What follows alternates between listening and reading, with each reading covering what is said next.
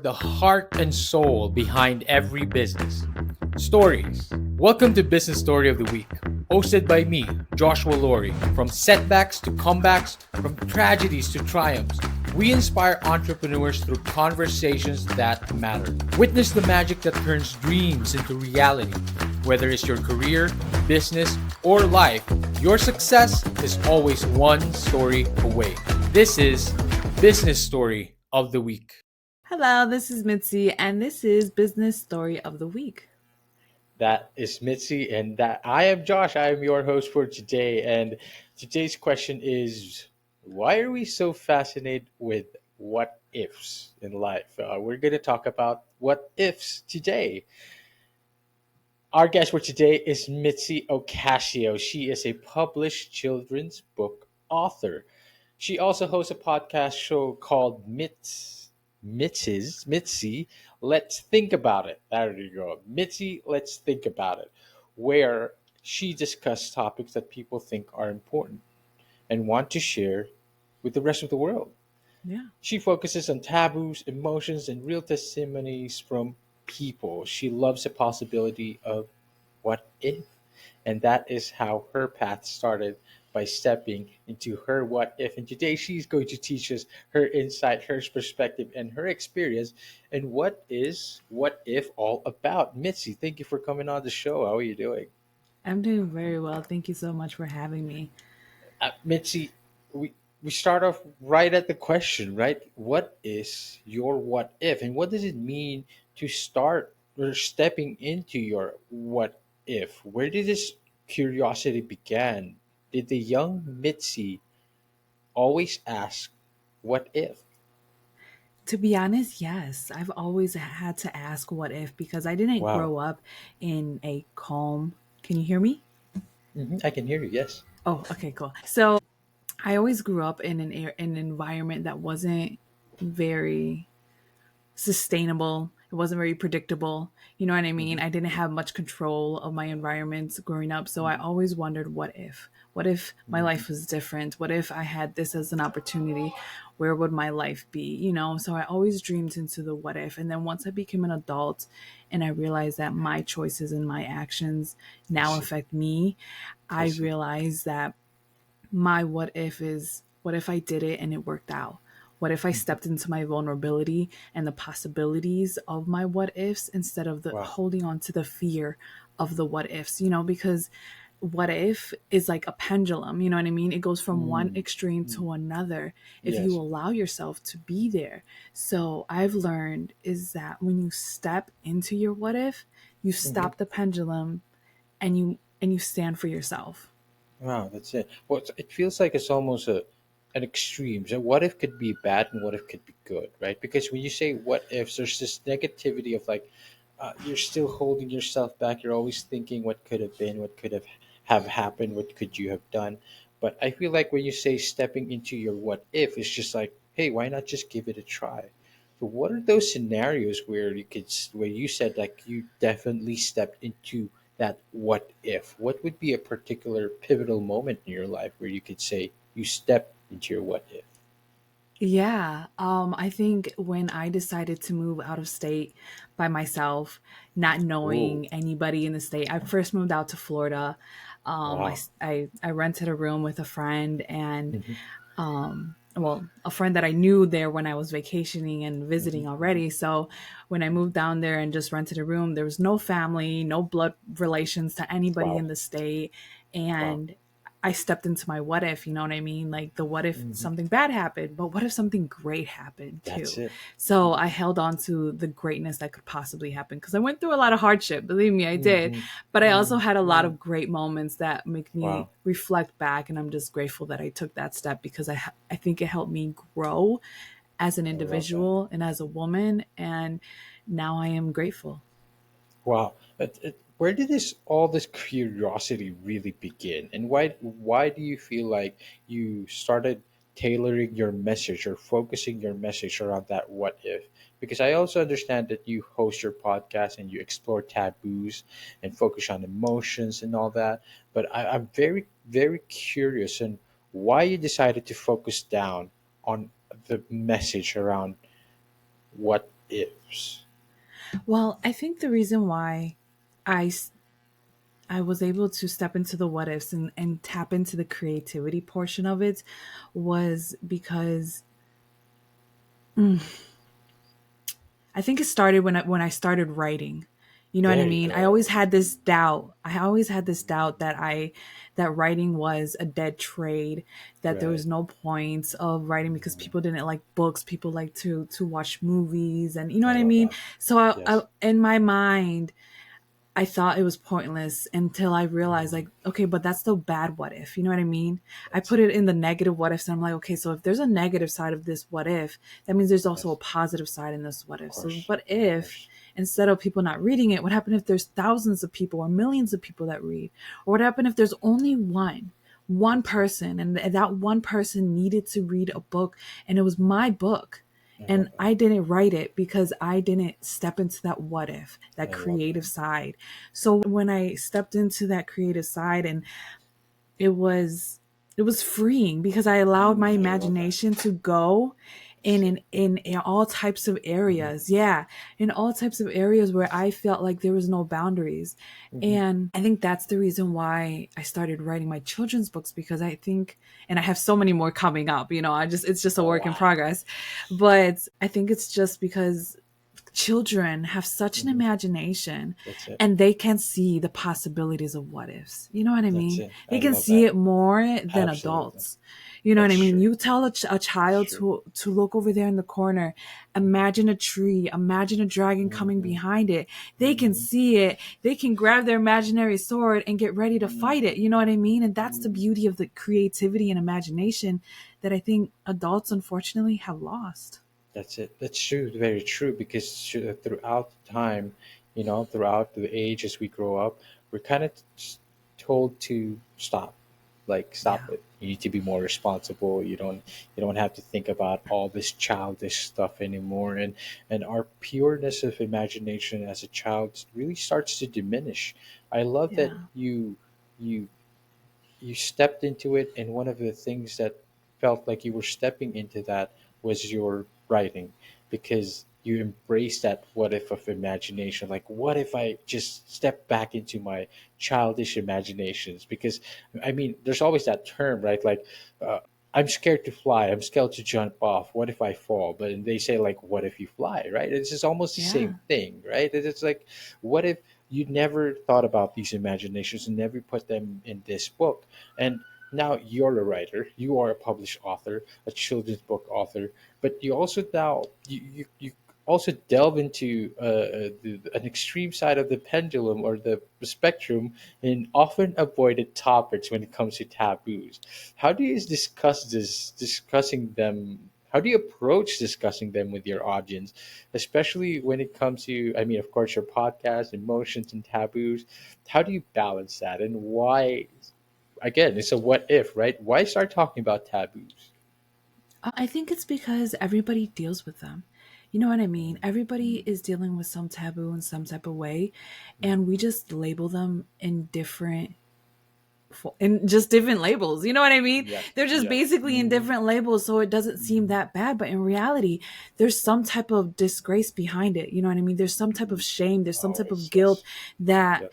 when speaking about it with somebody else, you have that fear factor of, Yes. what if they see me in a bad way? What if they see me as an evil person or a weird Yes. person or a crazy person if Yes. we talk about sex, or if we talk Yes. about anything that may be Mm. like uncomfortable? You know what I mean? And there's so many Yes.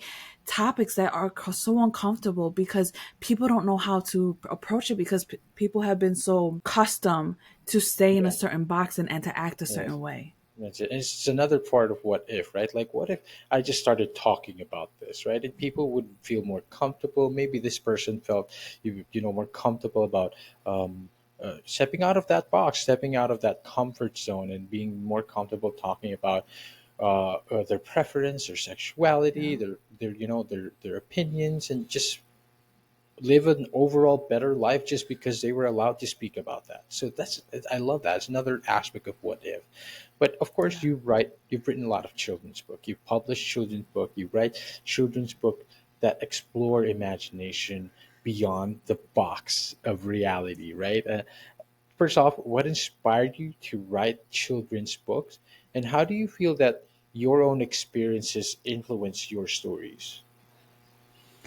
Oh, that's a good question. That's a lovely question. I think what truly inspires me, I think, is kind of referencing back earlier, is Mhm. stepping into that creativity and that imagination. I love that. And I know kids like goofy things, silly things, you know what I mean? Hmm. And they like a little bit of reality because, the parents have to read it. So they like Of to course. have that message, Yes. So sometimes, like with my first two books, they had that message, but at the same time, Hmm. I try to keep it a little silly, a little fun.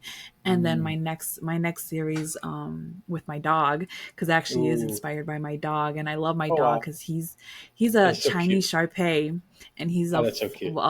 the wriggle, the lots of wrinkles, and he's my cutie Oh my patootie, oh and my he's god. just goofy and weird, and it Wow. just shows how animals have personality.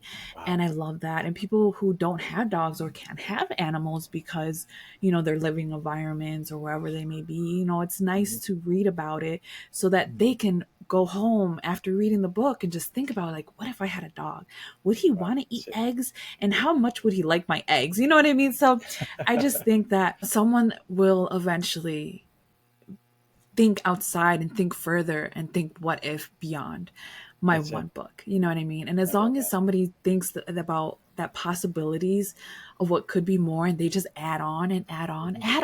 You know what I mean? Hmm. Think beyond. And That's it. that's the whole point, is just to think beyond, because we can get so accustomed to just thinking of one certain way because we're so focused on what we're seeing and we have blinders on. In Yeah. reality, it's like, no, there's so much going on. So let's just Especially tap into that creativity, right? is really tapping back into that childish creativity that we lost. Mitzi, Yeah. talk to us a little bit about the book that you published. You talk about like the first two books, and you're talking about the series, and the series about your dog as well. The first two book, or the first book you've written as a children's book author, and what are some of the books that you'd love to share with the audience as well? Yeah, my first two books are, it's kind of like their first series because they go off on each other.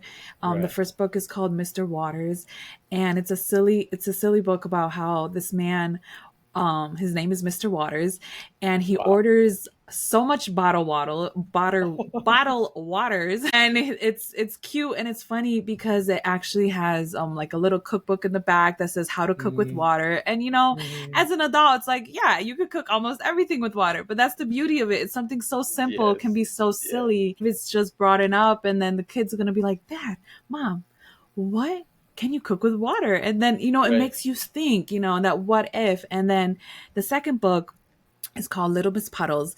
It's off of Mr. Waters, where she actually visits her grandfather, and he's Mm-hmm. babysitting her, and he Mm-hmm. takes her to like the water park and the national park, and they just Mm-hmm. experience water in different forms and different ways. And he teaches her, Mm-hmm. like, yes, the animals need water.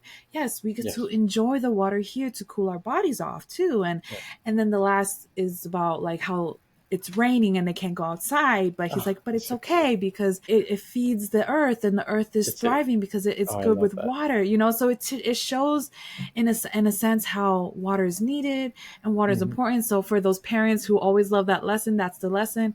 You learn about water, you learn a little bit about recycling, but it's about thinking about what else could possibly need water. And when That's you're a it. child and you're looking for something, then it's like, well, this bug can Hmm. use water, this Right. this flower needs water. Oh, Right. that man there, he looks like he needs water. You know what I mean? Hmm. Like, you can Hmm. just think about so many things. So that was my first one. And then my second series, it's going to be a 3-book series. I have the Wow. first one already out, and Okay. I'm working on the second two. I mean, the manuscript is already done. I'm just trying to get the illustrations all together. But it's about my dog and the silly things that he does, and just amplifying it, and just doing like possibilities of what if he wanted to eat eggs with goats, and what if he wanted to wiggle his tail and pick up all his toys just so he can get eggs. And it's a silly thing, because sometimes these dogs really know when they're about to eat, and they do all Yes, of these course. silly things to get their food. So it's another what if of of creativity. Yeah, that's it. And it feels like, again, you're tapping back into this kind of imagination and the silliness of it, right? Like we seeing it from the lens of that childlike um, curiosity, right? And you can see the small parts and then turning it into, because adults don't see this anymore. It's very difficult for us to see this angle. But Mitzi, you are a newly engaged mother of two. Am I correct? Yeah. Yeah. Um, how do you feel this has influenced your writing? Do you feel like there was something that you've gained from this new role that influenced your work? Compare it to how before you were a mother, before you were engaged, and after. What was your writing like? Yeah, I think it is interesting because I kind of actually wrote these children's books before my before I had my kids. So Mm. now that I'm reviewing the manuscript, I think about like, you know what, I can actually tweak it. I can make it better because Wow. now I have children and sometimes that I have to just put myself in my child's shoes, you know what I mean? Like I have to put myself in his perspective, what he sees and how he moves about, and it's nice because it brings me back to earth. You know what I mean? It makes me connect to my own inner child. You know what I mean? And it's nice because I feel like I'm also healing my inner child by allowing my child to be a child, That's it. I and love getting that. in his mind. And when I write my books, I think about what would I want to see if I was a child or what would my Mhm. child want to see, and I allow myself to get to that point. So to be honest, I feel like now from before and then I'm more creative. Like there's more Wow. to me. I feel like there's more to give, especially because I'm engaged and I have my two babies and Mhm. and I talk to hundreds of people all across the world and they give me a different perspective every time I get to speak to a new person and I love that. You know what I I mean? love Because that. it gives me that shift of perspective that I'm trying to have people get. And at the same time, while I'm trying to project that out, I feel like I'm also getting that in return. Yes. So I feel like Yes. it's a win-win because at the end of the day, if it's only just one person and I'm that one person, at least I'm succeeding from it. But I know that there's countless people out there that are truly shifting along with me. I love that. I love it. It's almost like, of course, now that you've had children, it's like that you have this source of inspiration, constant source of inspiration. I'm like, wow, they see things differently, remind you on how you can even further expand your horizon, further expand your imaginations. Yeah. Mitzi, of course, you also have your podcast. And like you said, you also talk to hundreds of people across the world, different perspective, different pursuits in life, different insights. Um, your podcast, of course, is titled "Let's Think About It," and you again talk about a variety of topics. You talk about, taboos, emotions, testimonies, stories from people.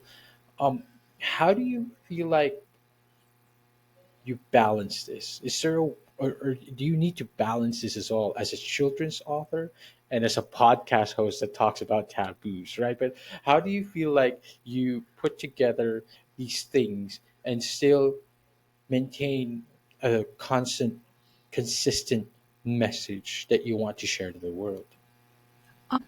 That is a really good question.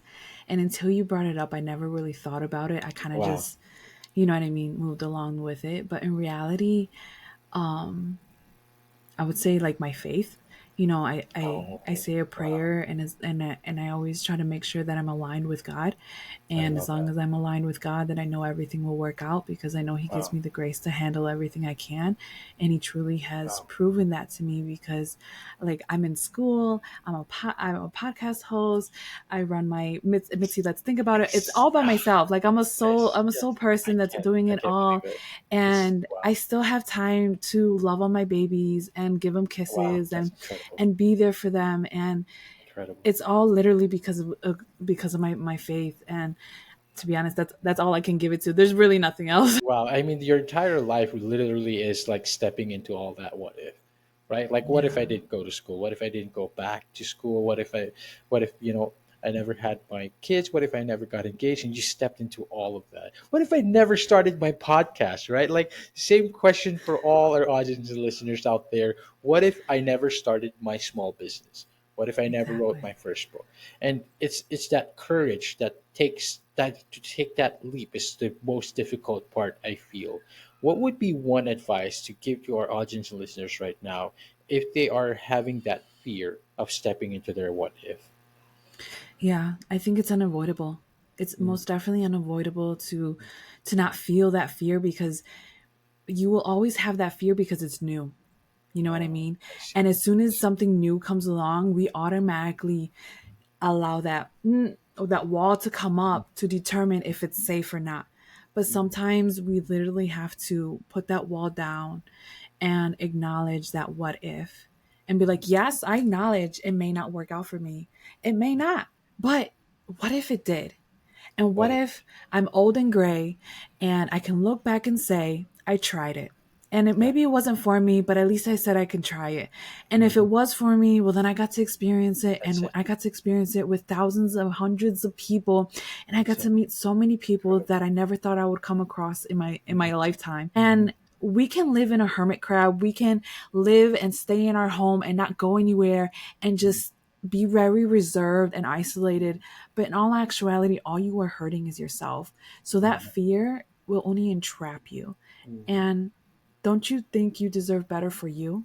You know what I Mhm. mean? I And love that's that. one thing, is that we have to have compassion for ourselves. So when you feel that fear, the first thing you should do is, what if it's good? That's it. What if it's good?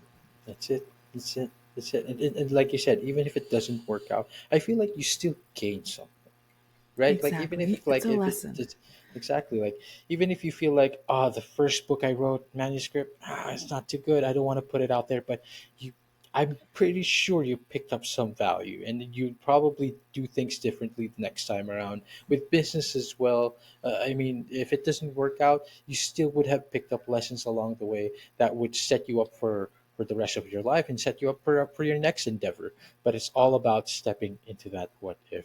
Mitzi, you have provided us the courage and you have provided us the love and the encouragement to step into our what if. The website, of course, is mitzythinkinc.com, and it has everything on there with Mitzi. She has her ebook, she has her podcast link out there. Mitzi, where else can we find you? Where else can we connect with you and keep up with what you're doing?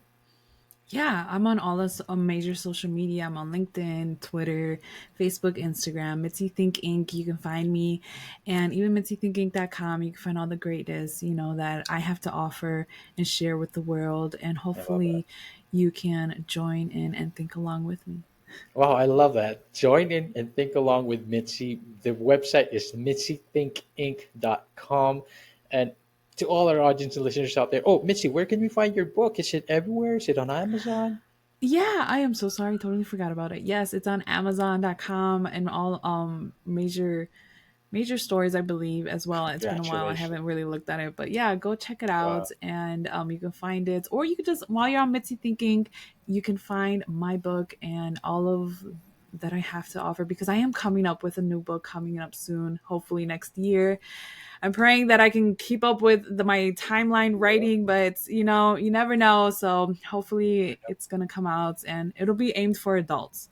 My next Wow. adventure is a novel for adults, Wow. trying to pick onto our minds more, and it's a real thinker. So you're gonna want to stay tuned. So Wow. catch up on me.